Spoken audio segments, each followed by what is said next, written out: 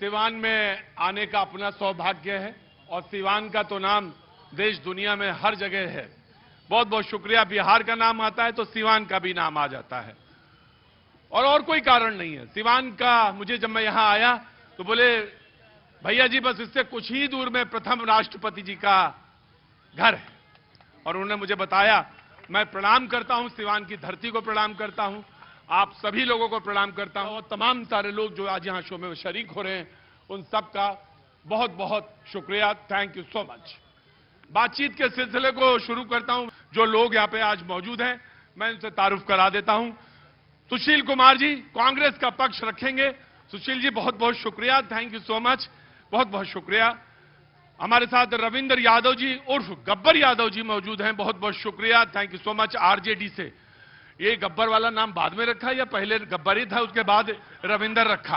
पहले ही से है। पिताजी कौन सा नाम रखे? वो शोले पिक्चर आया था तो उसी में पिताजी के दोस्त लोग रख दिए थे। मुझे बहुत अच्छा लगा। मैं पिताजी को भी प्रणाम करता हूं, उनको स्मरण करता हूं और आपका भी स्वागत करता हूं। पहले उस समय आया था, अब यह बात अलग है कि उनको गब्बर वाला नाम ज्यादा अच्छा लगा, बीरू का नाम नहीं रखा, गब्बर का नाम। आपका नाम क्या है? संतोष सिंह। अरे हम तो सोचे बीरू निकल आए। बहुत बहुत शुक्रिया। संतोष जी क्या काम करते हैं? मैं राजनीति करता हूं। गजब है सिवान। मैंने कहा था सिवान हल्का मामला हो ही नहीं सकता। जितना भी हल्का हो जाए पाव दो पाव का नहीं होगा मामला, उधर 1 किलो 2 किलो का ही होगा। तो कहां राजनीति और कब से कर रहे हैं राजनीति? तो मैं 1998 से कर रहा हूं। हाँ। और जनता दल यूनाइटेड के साथ कर रहा हूं। बहुत अच्छी बात है, मैं आऊंगा आपके पास। भाजपा से अमित कुमार सोनू जी हैं, बहुत बहुत शुक्रिया, thank you so much. Sunil Kumar ji JDU से हैं, बहुत बहुत शुक्रिया। दीपक जी जन सुराज से हैं, बहुत बहुत शुक्रिया। हंसनाथ राम जी माले से हैं, बहुत बहुत शुक्रिया, थैंक यू सो मच। बातचीत का सिलसिला शुरू करता हूं।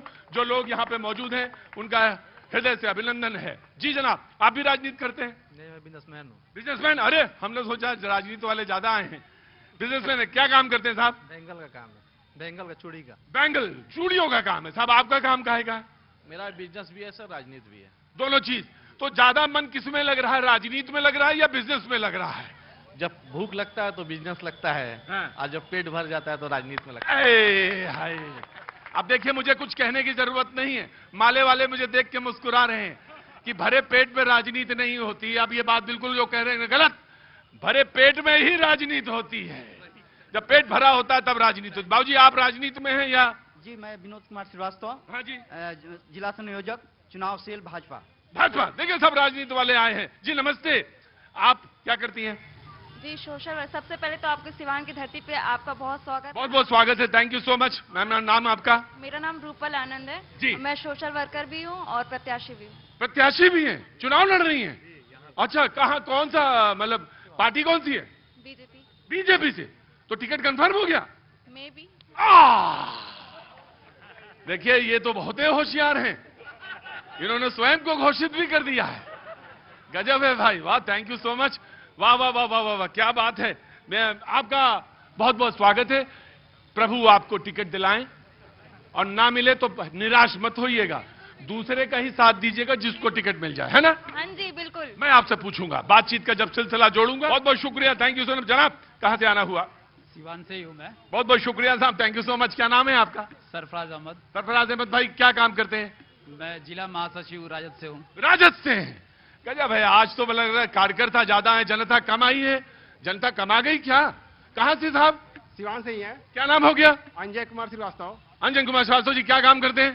सर मेरा बिजनेस है, काहे का बिजनेस है? फुटवियर का है। फुटवेयर का। कैसा चल रहा है? बढ़िया चल रहा है। बढ़िया चल रहा है। हाँ, मैं इसी से अंदाजा लगा लेता हूँ, जब कोई आदमी कहे बढ़िया चल रहा है तो किधर झुकाव है, कहाँ है, कैसा है, पता चल जाता है थोड़ा बहुत। मैं आऊंगा आपके पास, बहुत बहुत शुक्रिया।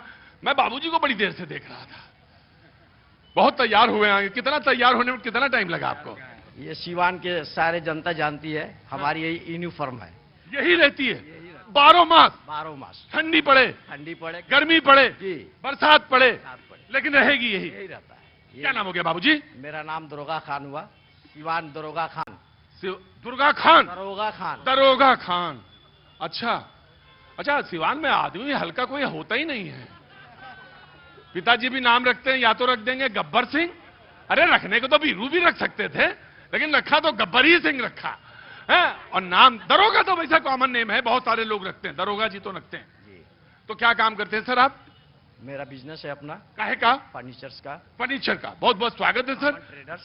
हाँ जी ठीक है, वो तो अलग बात हो गई। फर्नीचर का काम है आपका, बहुत बहुत स्वागत है। डिबेट में मजा आएगा, बातचीत करेंगे तो मजा आएगा। आपको तो मैं समझ गया परिचय आपका। क्या नाम है साहब आपका? मेरा नाम संजीव कुमार पर्वत हुआ। संजीव कुमार पर्वत। संजीव कुमार पर्वत। मैंने कहा था सिवान में कोई हल्का नहीं मिलता, कोई पहाड़ नहीं मिलेगा, मिलेगा सब पर्वत, कैलाश, माउंट एवरेस्ट, केटू, सब ऐसे ही हैं, सारा नाम ही ऐसा है। बाबूजी प्रणाम, चरण स्पर्श। कैसे हैं? मेरा नाम पड़ता है मुरलीधर मिश्र पड़ता है जी मुरलीधर मिश्र नाम पड़ता है। मुरलीधर। हाँ, और घर मेरा पड़ता है जीरादेही। घर पड़ता है जीरादेही, जहाँ के बाबू है वही। अच्छा, राजेंद्र बाबूजी के बिल्कुल पुजारी हैं। बाबूजी बहुत प्रणाम, बहुत बहुत अभिनंदन है, बहुत बहुत स्वागत है। बातचीत का सिलसिला शुरू करता हूं। शुरू करूं डिबेट? आप बोलते रहिएगा, बीच बीच में हाथ उठाते जाइएगा और फिर बाद में डिबेट का होता है। देखिए, बोलने का सबको हक है। और तीसरा, कैमरा ध्यान रखिएगा, सबको बोलने का हक है। यह बात सच है कि कोई सारे लोग यहां पे पढ़े लिखे लोग हैं। पढ़े लिखे से मेरा मतलब यह है कि वो जानते हैं क्या शिष्ट है क्या अशिष्ट है। तो सारे लोग परिचित हैं, बोलने दीजिए और सबको आजादी है बोलने की, बोलेंगे। और उसके बाद जो अगला जवाब आपको देना है वो आप दीजिए, चाहे पटका बांधे हो चाहे पटका ना बांधे हो, कोई जरूरत नहीं है, बात जवाब दिया जा सकता है। कौन नहीं चाहता कि उसका बच्चा पढ़े लिखे? प्रधानमंत्री कह रहे हैं, कौन नहीं चाहता कि उसका बच्चा पढ़े लिखे? लेकिन 2.5 दशक पहले शिक्षा व्यवस्था तबाह हो गई। मजबूरी में लाखों बच्चों को बिहार छोड़कर दिल्ली, बनारस जाना पड़ा। यही पलायन की असली शुरुआत हुई। पलायन की असली शुरुआत वो कहते हैं तब हुई जब 2.5 दशक पहले लोगों को छोड़ के बनारस और दिल्ली जाना पड़ा। वजह आप सब जानते हैं, मैं वजह नहीं दोहराऊंगा। प्रधानमंत्री ने भी इशारा किया है और आप सारे लोग सिवान के हैं, इशारा बहुत अच्छी तरह से जानते हैं। कांग्रेस से सबसे पहले बातचीत का सिलसिला शुरू करूंगा। सुशील कुमार जी कांग्रेस से, आइए बोलिए। आपके 20 सेकंड आपके हैं, यहां से रिस्पॉन्ड करना चाहें, जहां से बात कहना चाहें। अपराध और भ्रष्टाचार की 20 सालों से सरकार चल रही है। आम जनता तबाह है, आम जनता पलायन को मजबूर है। जैसा कि आपने कहा, प्रधानमंत्री जी कह रहे हैं, प्रधानमंत्री ने कोट किया। हाँ। और सवाल यह है कि इसका जिम्मेवार कौन है? 20 साल से जो डबल इंजन की जो सरकार चल रही है। प्रधानमंत्री ने कहा कि 2.5 दशक पहले जब पलायन तब हुआ जब लोगों ने यहां से बनारस और दिल्ली का रुख किया पढ़ाने के लिए बच्चों को। सवाल तो आज के प्रधानमंत्री से पूछा जाएगा ना। हाँ। पहले प्रधानमंत्री से तो नहीं पूछा जाएगा। सवाल आज के प्रधानमंत्री से पूछा जाएगा कि जो शिक्षा और रोजगार के जो सवाल हैं उसका हल कौन करेगा? बेरोजगार नौजवानों पर जो लाठियां चल रही है, इस कड़कड़ाती सर्दी में भी पानी की बौछारें चल रही दिसंबर के महीने में बीपीएससी के बेरोजगार नौजवानों पर, उसका जिम्मेवार कौन है? या जो डबल इंजन की सरकार है इसको बदलना है। और बिहार की जनता ने ठान लिया है, वोटर अधिकार यात्रा ने जो जन सैलाब उमड़ा उसने तय कर लिया है। बिहार का मूड आप भांप चुके हैं कि बिहार की जनता परिवर्तन को तैयार है, हर हालत में परिवर्तन होगा। और प्रधानमंत्री सही बोल रहे हैं कि पलायन को बिहार मजबूर है। यही बगल में चंपारण है, जहां यहां प्रधानमंत्री जी आए और प्रधानमंत्री ने आते ही कहा कि अगली बार आएंगे तो यही के चीनी से चाय पिएंगे। आपको बताएं कि सिवान में भी 3 चीनी मिले थी, एक सूता फैक्ट्री था, सब एक एक करके बंद हो गए और इसके खुलवाने का कोई प्रयास नहीं किया गया। जब जब प्रधानमंत्री जी आए यहां भी प्रधानमंत्री। राइट, मैंने लिया आपकी बातचीत ली। मैं हाँ ठीक है, बिल्कुल आप रिस्पॉन्ड कर सकते हैं इनकी बातचीत पर। उनसे जरा पूछिए कि जो सूता फैक्ट्री और चीनी मिल बंद होने की बात कर रहे हैं, किसके शासनकाल में बंद हुआ था और किसने किया था? जनाब आली हुजूर। जी सर, सरकार से क्वेश्चन पूछा जाता है, ना कि विपक्ष से क्वेश्चन पूछा जाता है। हमारे प्रधानमंत्री विपक्ष से क्वेश्चन पूछते हैं। हाँ। प्रधानमंत्री को बताना चाहिए कि 15 लाख कब देंगे, 2 करोड़ रोजगार कब देंगे, लोगों को जो लाठियां खा रहे हैं छात्र हर जगह किसी भी स्टेट में, उसको लाठी खाना कब होगा, पेपर लीक होना कब बंद होगा, रेल सेल गेल सब जो नीलाम कर दिया उसे कब। अगला 20 सेकंड बीजेपी का। जी जनाब आली। सोनू जी। देखिए, जहां तक मेरे बड़े भाई बता रहे थे कि रोजगार नहीं है, तो चरवाहा विद्यालय 1.5 वर्ष पहले खोला जाता था। बिहार में मेडिकल कॉलेज इंजीनियरिंग नहीं खोला जाता है, चरवाहा विद्यालय खोला जाता है। और जहां तक वोट चोरी की बात करते हैं, तो बूथ लूटने वाले आज वोट चोरी की बात करते हैं।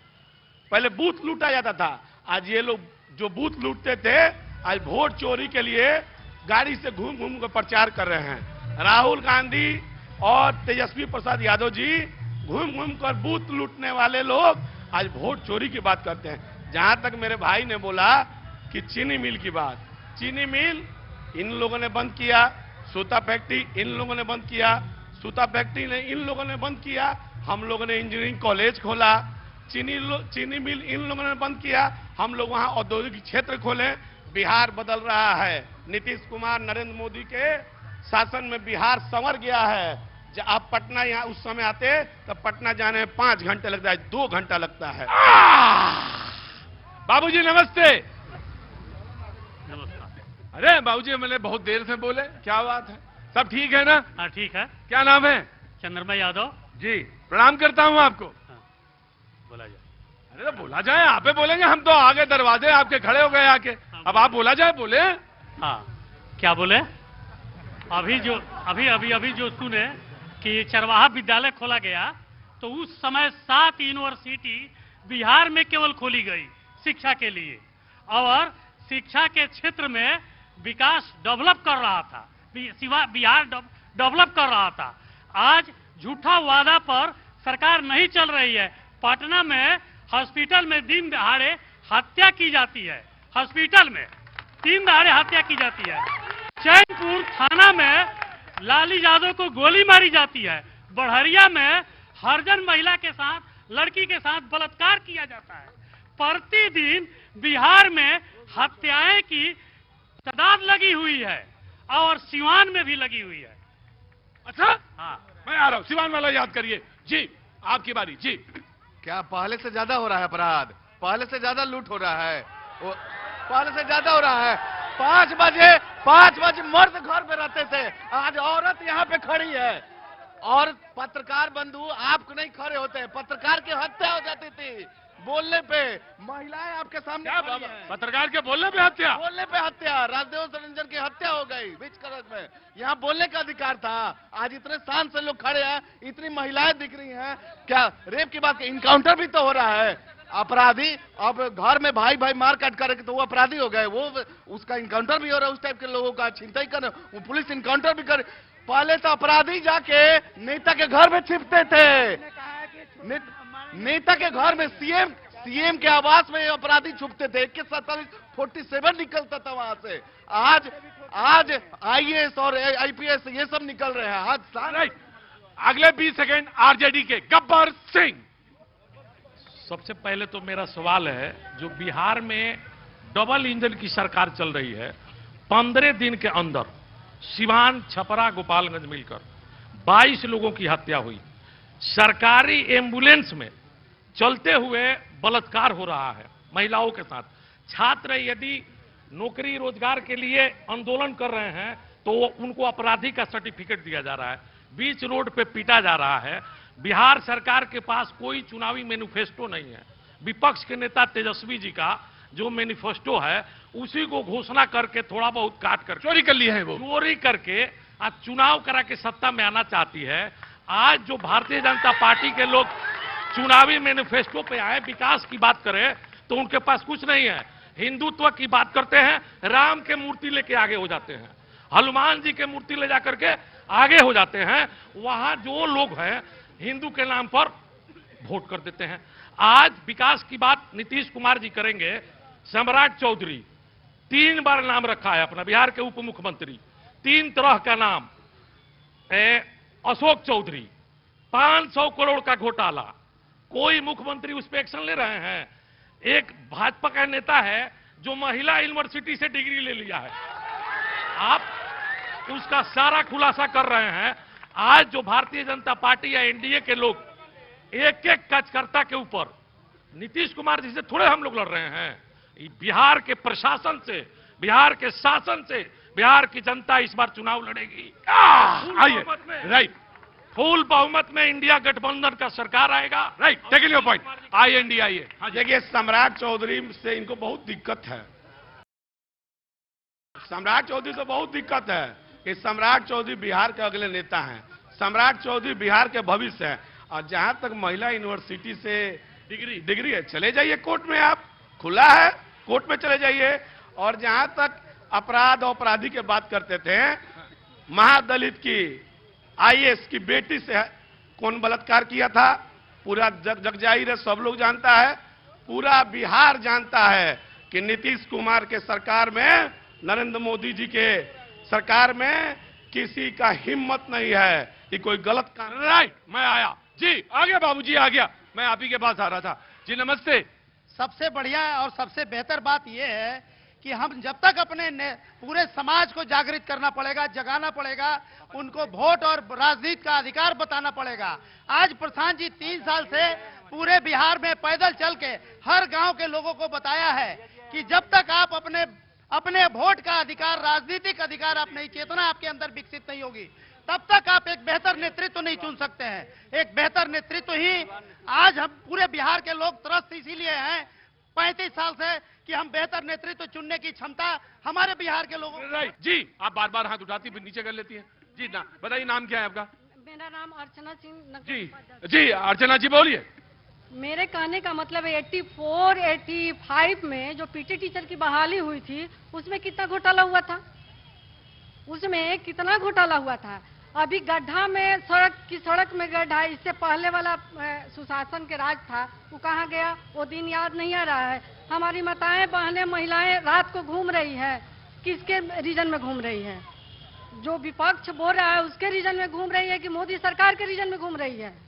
इतना स्वतंत्र से सारे लोग हैं। रहा सवाल मर्डर का, आप जो भैया लोग बता रहे हैं, तो आपसी विवाद के लेके वो सब होता है और राजनीतिक पे थोप दिया जाता है। क्यों थोपा जाता है? राइट जी, जनाब आलम बोलिए। बोलना ये है सर, 20 साल से नीतीश जी और भाजपा का सरकार बिहार में है। और आज पूरे जिला वासियों से आप पूछ सकते हैं कि कल के बारिश से सिवान जिला का क्या हाल हुआ है? नर्क में तब्दील हो गया है। और ये बात करते हैं विकास की। और दूसरी बात यह है, आप चले जाइए ब्लॉक में, आप इन सारे लोगों से पूछिए ब्लॉक का क्या स्थिति है। बिना घूस लिए काम नहीं होता है।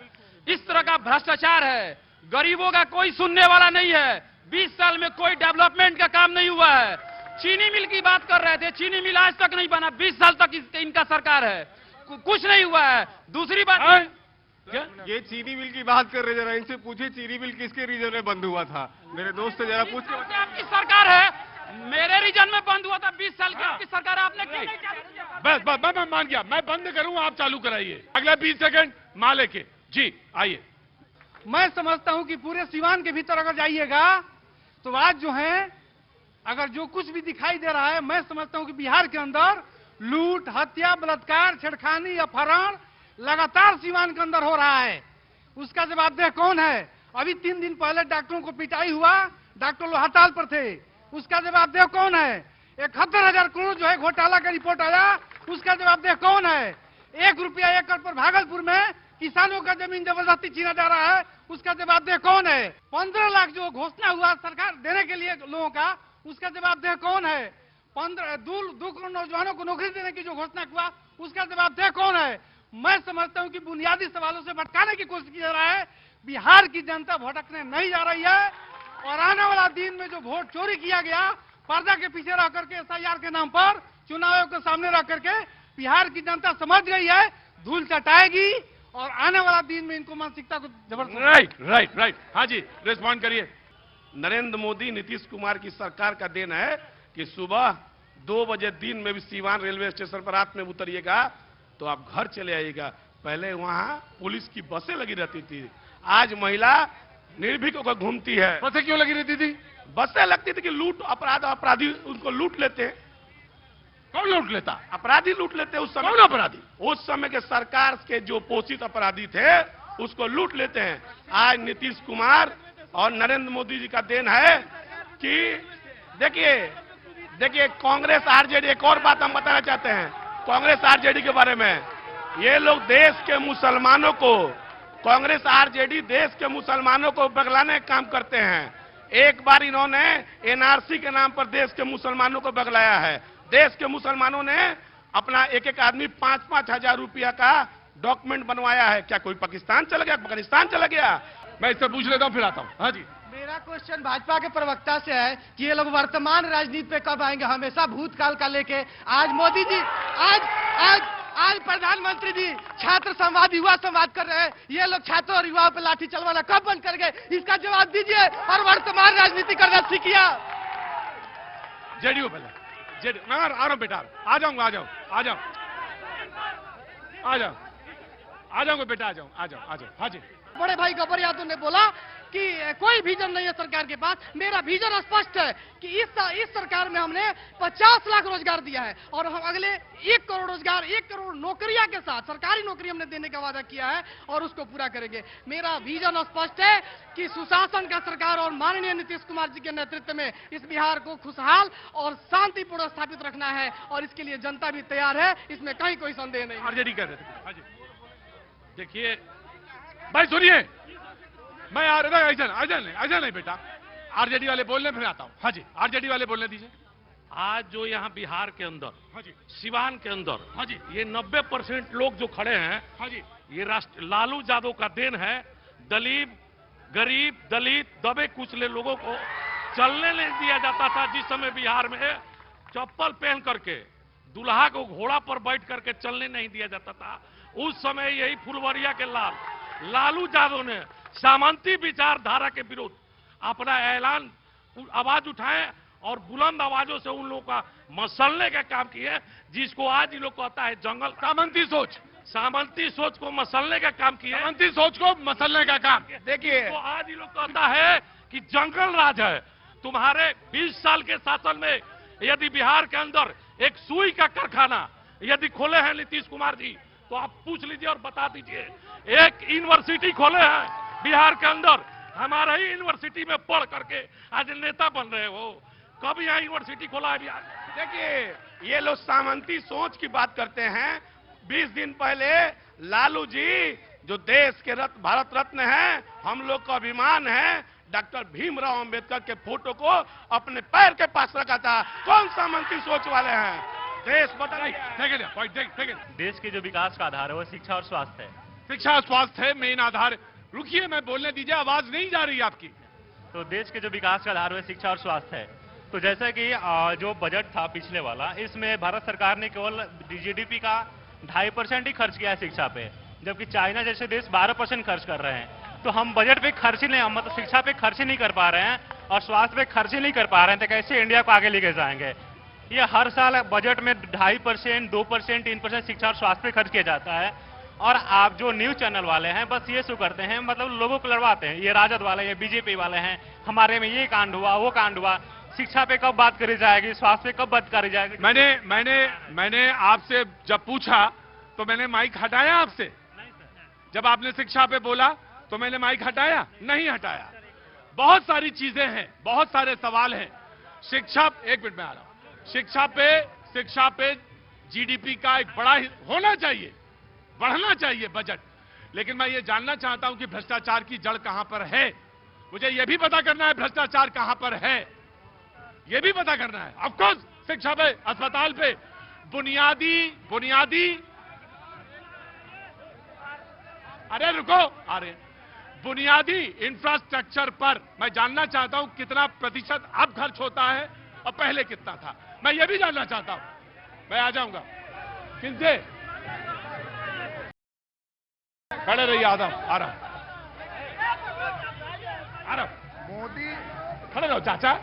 मोदी जी ने एक टैक्स लाया, गब्बर सिंह टैक्स, और आप इस बात को याद कीजिए। भाई देखो, सुनो मेरी बात, हल्ला मचाओगे मैं प्रोग्राम बंद कर दूंगा।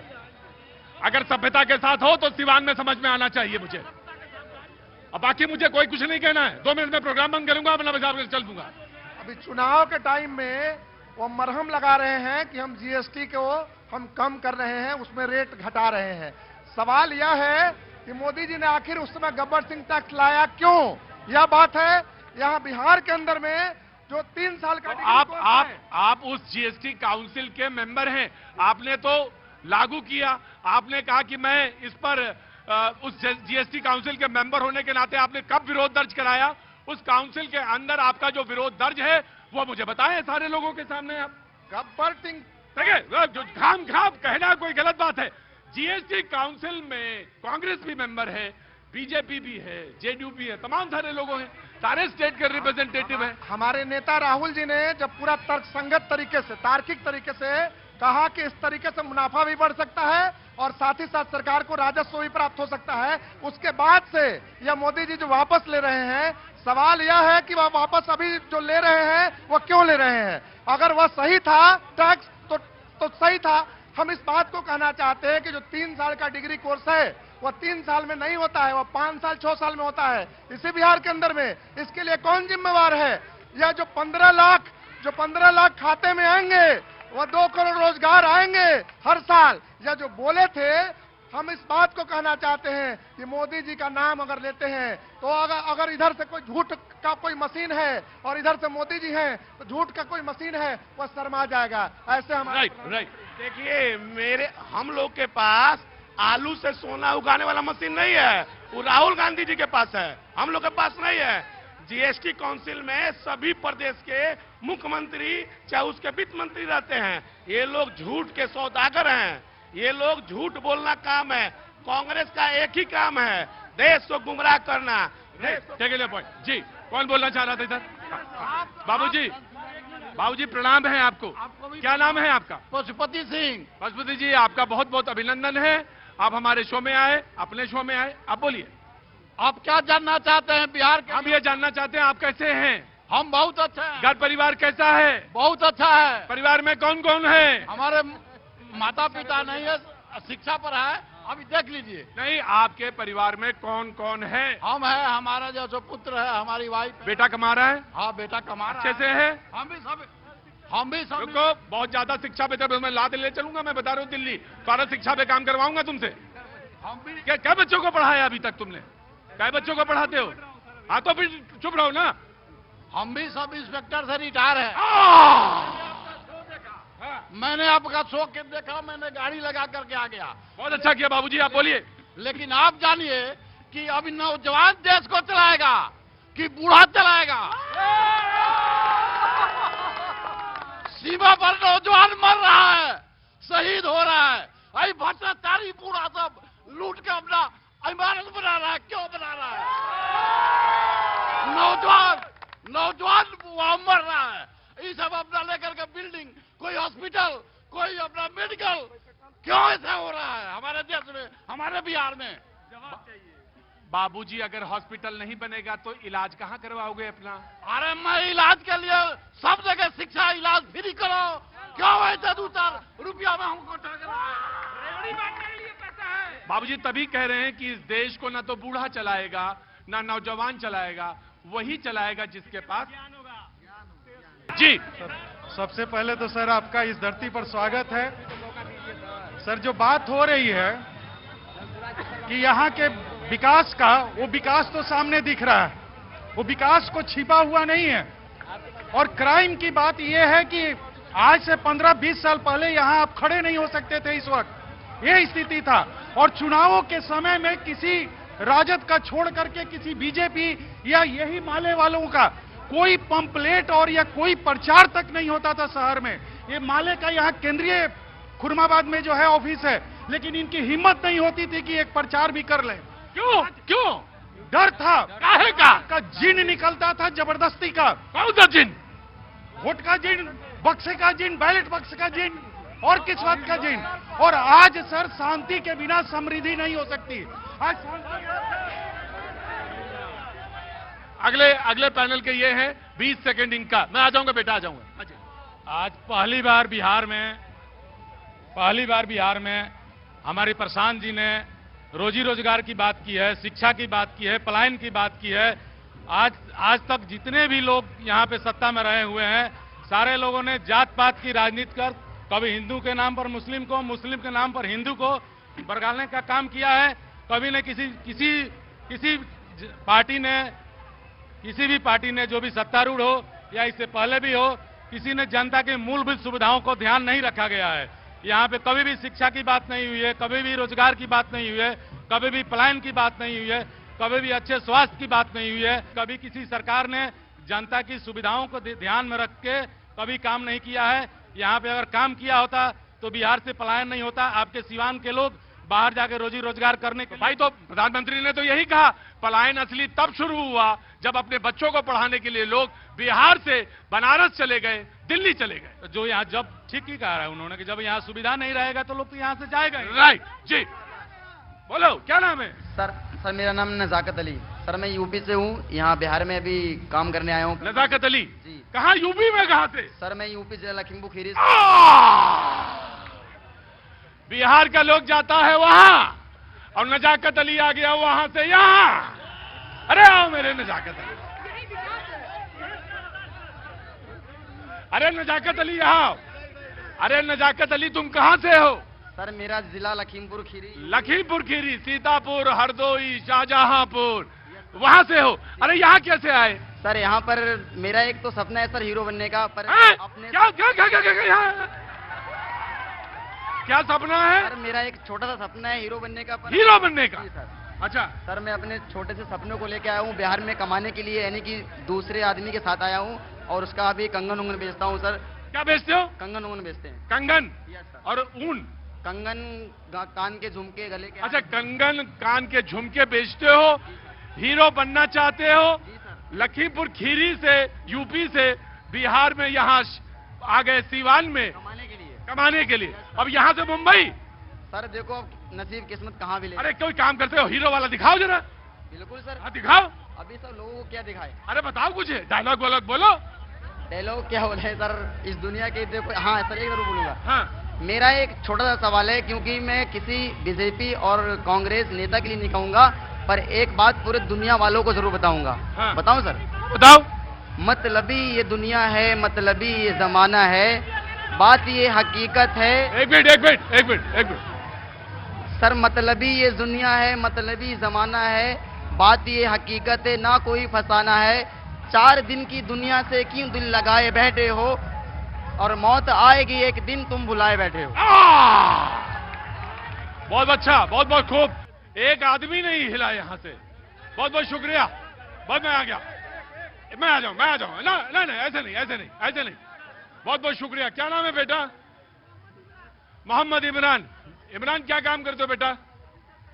पढ़ाई? काहे की पढ़ाई कर रहे हो? अरे रुको, पहले जो पूछूं पहले बताओ, क्या की पढ़ाई कर रहे हो? आ जाओ आगे, आ जाओ बेटा। काहे की पढ़ाई कर रहे हो? सर मैट्रिक में अभी 11th में है। 11th में हो जी। रुको एक मिनट, सवाल बीजेपी और कांग्रेस से ना पूछो, मैं तुम्हारी चिंता ज्यादा है। मुझे तो मालूम है तुम बहुत काबिल हो।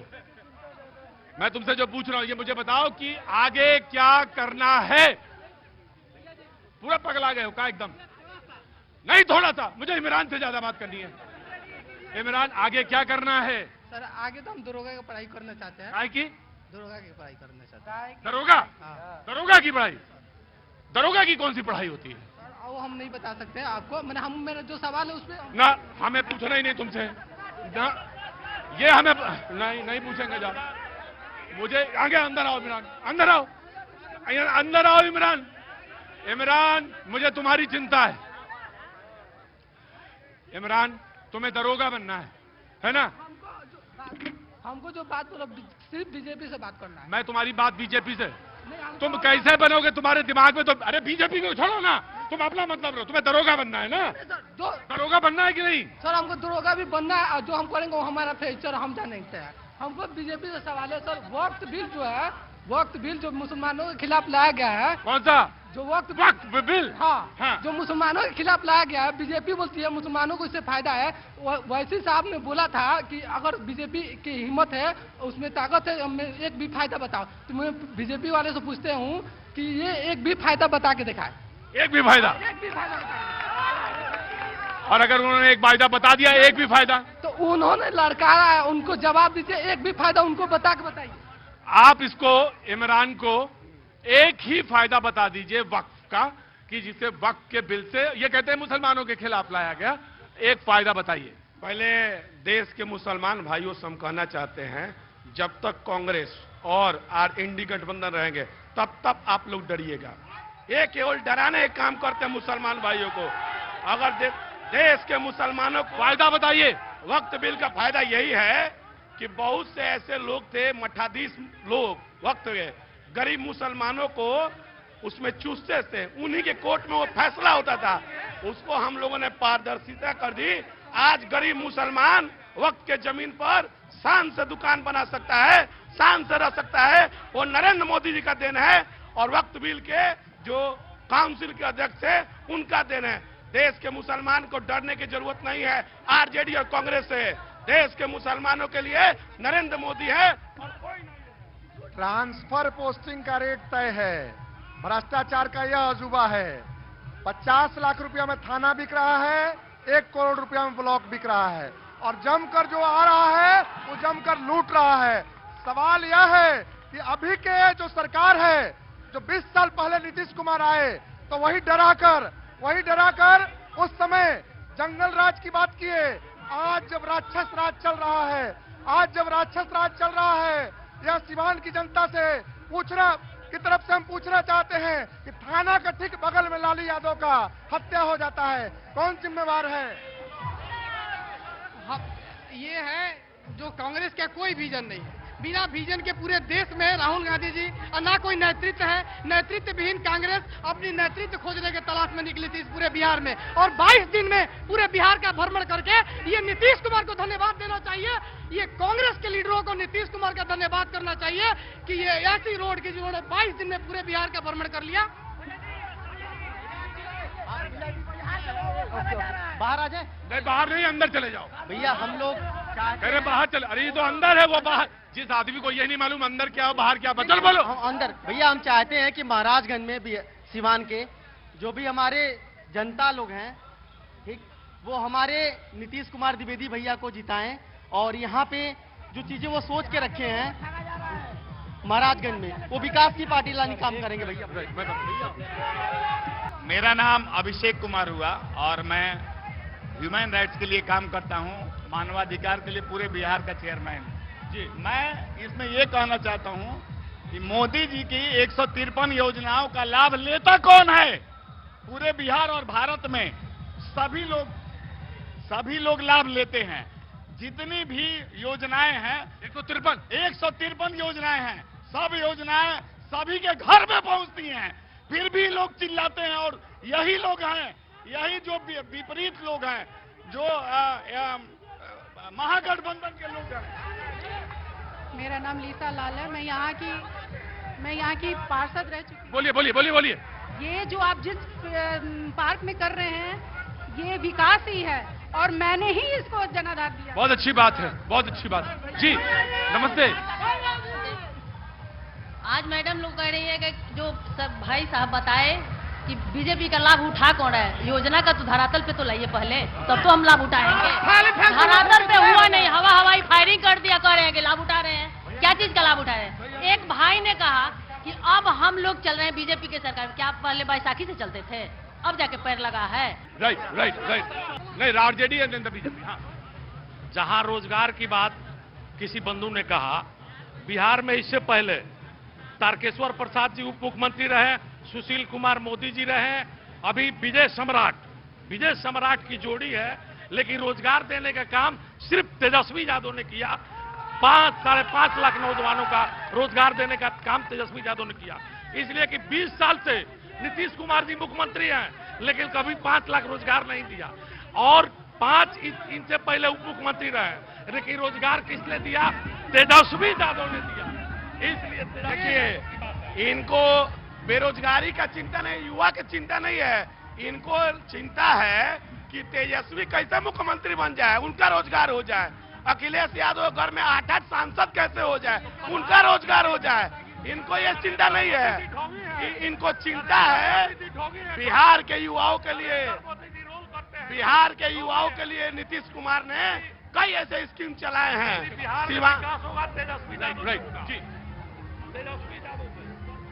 सबसे बड़ी बात यह है कि जो भी चर्चा हो रहा है, मैं समझता हूं कि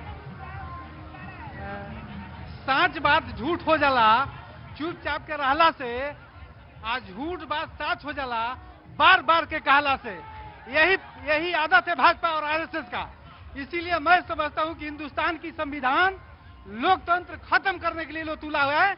इसके लेकर के पूरे बिहार, पूरे देश के लोग कि जो रोजगार की क्रेडिट लेने की जो होड़ मची है तेजस्वी जी को, वो दुर्घटना बस 17 महीना सरकार में रहे, लेकिन उनका सबसे अधिक अगर हमारे सरकार में शिक्षा विभाग में नौकरियां हुई और उनके